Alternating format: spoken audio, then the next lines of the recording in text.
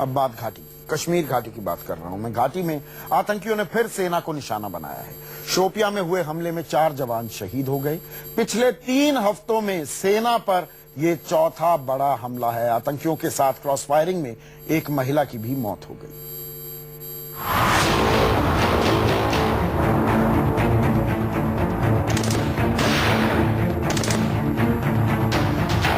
कि अगर आप बाज नहीं आते हैं और अगर आप सिक्योरिटी फोर्सेस के ऑपरेशन में बाधा बनते हैं तो हम लोग आपके साथ सख्ती से कार्रवाई करेंगे। अभी तक जिस तरह से हमने पीपल फ्रेंडली ऑपरेशंस किए हैं, हमारा नजरिया यही है कि हमारे कुछ ऐसे नौजवान हैं जो कि सोशल मीडिया में प्रोपेगेंडा के जरिए हो सकता है इस रुख को अपना रहे हैं, लेकिन अगर उनका इसी तरह से रवैया रहा तो हम सख्ती से पेश आएंगे। सेना अध्यक्ष ने कहा, सख्ती से निपटेंगे। जवानों को निशाना बनाने वालों को बख्शा नहीं जाएगा। लेकिन घाटी में सेना को निशाना बनाने और शहादत का सिलसिला है कि थमने का नाम नहीं ले रहा। हर तीसरे दिन जवानों पर आतंकी हमले की खबर आती है। बड़ा नुकसान होता है। रात में फिर सेना के जवानों को निशाना बनाया जाता है।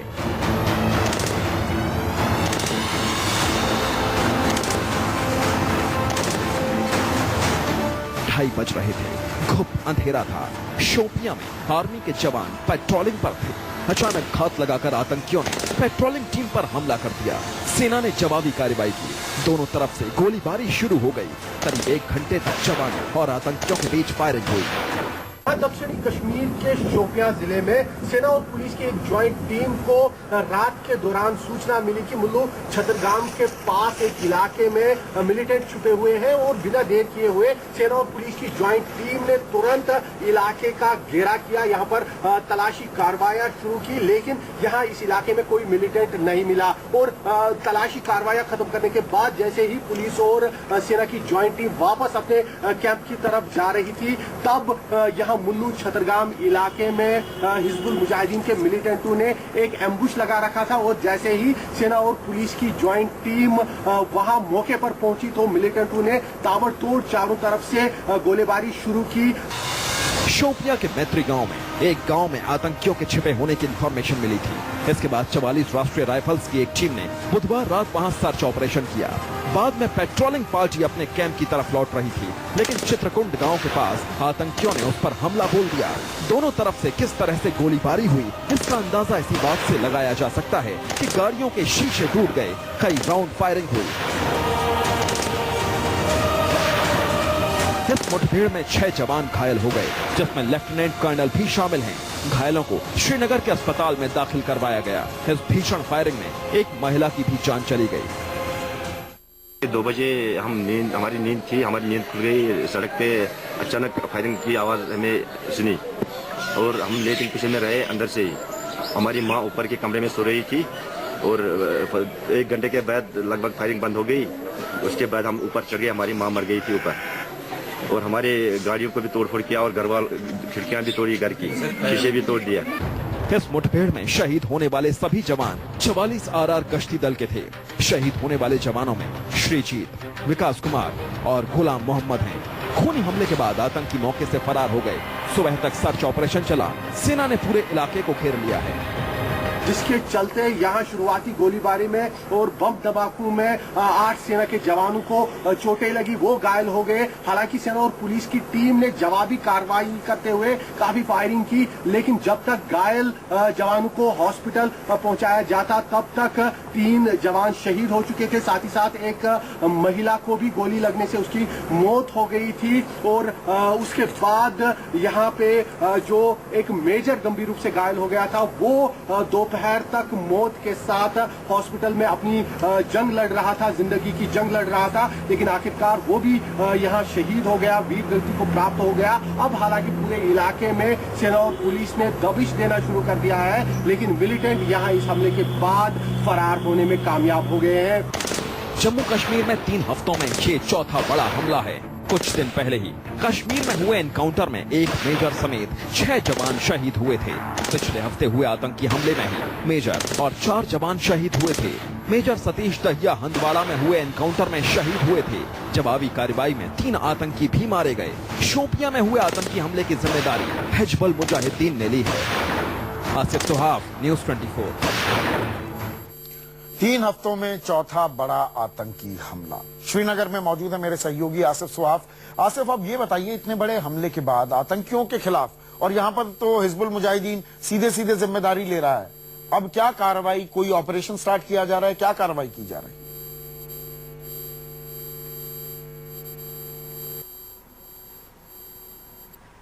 जी बिल्कुल संदीप, सेना ने यहाँ कश्मीर घाटी में मिलिटेंटों के खिलाफ कार्रवाई पहले से भी ज्यादा तेज की है, खासकर दक्षिणी कश्मीर में, क्योंकि इस बार हमने देखा है कि आज के इस हमले में मिलिटेंटों ने सीधा सेना को निशाना बनाया। पहले हम देखते थे कि अगर कहीं पर सेना और पुलिस को मिलिटेंटों के बारे में खबर मिलती थी तो उसके चलते वहां सेना खुद जाती थी, फोर्सेस जाते थे, कॉर्डन होता था, मिलिटेंटों के साथ मुठभेड़ होती थी और उस दौरान जो है कई बार सेना को कैजुअलिटीज उठानी पड़ी पिछले दिनों में। लेकिन आज का जो हमला हुआ, यहां पर हिजबुल मुजाहिदीन के मिलिटेंटों ने बाजाबता एक एम्बुश लगाया, एक गांठ लगाकर हमले को अंजाम दिया, जिसके चलते सेना को यहां भारी नुकसान आज उठाना पड़ा। और यही कारण है कि सेना अब काफी ज्यादा सख्त हो गई है। जो सूत्रों से हमारी बात हुई है सेना के आला अधिकारियों से, उन्होंने कहा कि सेना का ऑपरेशन जो है वो अब पूरे दक्षिण कश्मीर में, पूरी कश्मीर घाटी में मिलिटेंटों के खिलाफ तेज किया जाएगा। खासकर शोपियां इलाके में आज से ही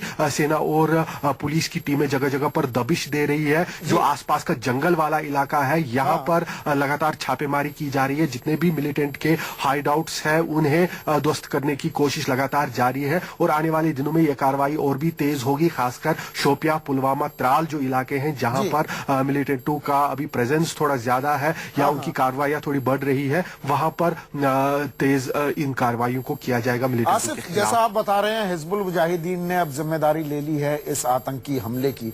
अब ये तो नहीं है कि सीमा पार करके हिजबुल मुजाहिदीन के यहाँ पर आतंकी आए, हमले को अंजाम दिया और वापस चले गए। लोकल कनेक्शन भी कुछ न कुछ होगा। क्या ये बात भी अब सामने आ रही है तफ्तीश में?